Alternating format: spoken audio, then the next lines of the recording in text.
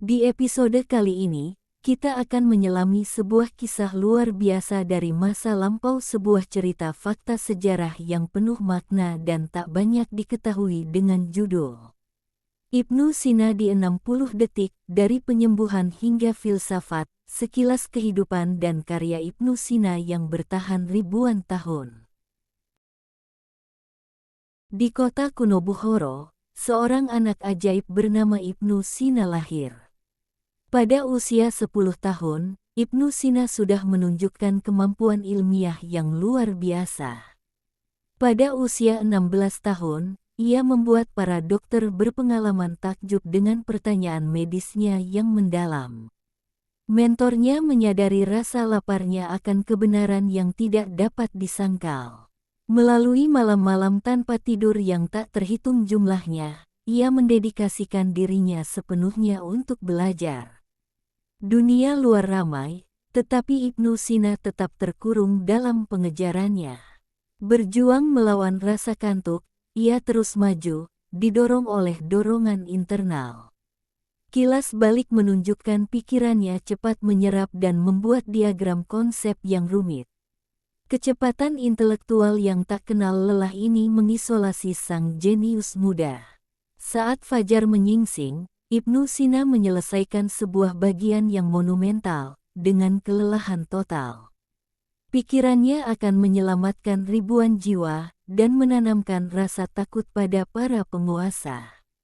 Terobosannya dalam bidang kedokteran menjanjikan manfaat besar bagi umat manusia. Namun, kejeniusan yang sama ini membawa bayangan politik yang berat dan menakutkan. Ibnu Sina mengakui masa depan sulit yang ditunjukkan oleh pengetahuannya. Istana kerajaan Samaniyah dipenuhi ketegangan yang nyata saat raja terbaring sakit parah. Ibnu Sina muda tiba di istana, menghadapi pengawasan sinis dari seorang penjaga. "Kamu masih muda, bagaimana mungkin kamu bisa menyembuhkan seorang raja yang sudah sekarat?" Usia tidak menentukan kebijaksanaan, tetapi kedalaman kecerdasanlah yang menentukannya. Ibnu Sina memulai pemeriksaan cermat terhadap raja. Ini bukan penyakit fisik, melainkan penyakit hati. Beberapa hari kemudian, raja menunjukkan tanda-tanda pemulihan yang luar biasa di bawah perawatan Ibnu Sina.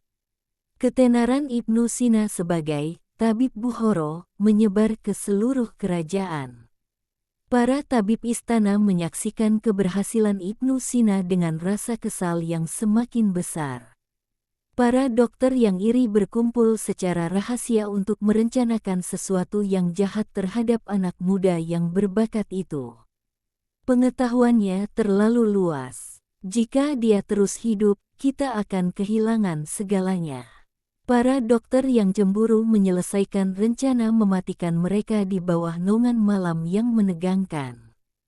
Tidak menyadari bahayanya, Ibnu Sina belajar hingga larut malam. Seorang pelayan, yang tanpa sadar menjadi kaki tangan, menyiapkan secangkir anggur untuk upacara. Cawan berisi anggur beracun ditaruh di dekat cendekiawan yang tidak menaruh curiga. Dan malam itu, seseorang menaruh racun di cangkir anggurnya. Setelah pulih dari racun, Ibnu Sina memutuskan untuk menulis karya agungnya. Manusia adalah cermin alam semesta, dan pengetahuan adalah cahaya yang memantulkan Tuhan. Terpaksa bersembunyi, Ibnu Sina melanjutkan studi rahasianya di bawah naungan kegelapan. Mengajar murid-muridnya yang berdedikasi secara rahasia di malam hari, pengaruhnya menyebar. Hasil karya sarjana yang produktif ini meliputi kedokteran, logika, musik, dan metafisika. Meskipun meraih kesuksesan duniawi, konflik pribadi membayangi tahun-tahun terakhir Ibnu Sina. Pada usia 56, cahaya mulai redup, luka di dalam masih belum sembuh. Di pengasingan, tubuh Ibnu Sina yang lemah menerima ajalnya yang semakin dekat. Seorang murid yang berbakti bertanya kepada gurunya tentang penyesalan terbesar dalam hidupnya. Aku menyembuhkan banyak manusia, tapi gagal menyembuhkan jiwaku sendiri. Saat malam tiba, dia menuliskan instruksi terakhirnya dalam naskahnya. Jangan mencariku di dalam kubur. Carilah aku di setiap pikiran yang masih bertanya.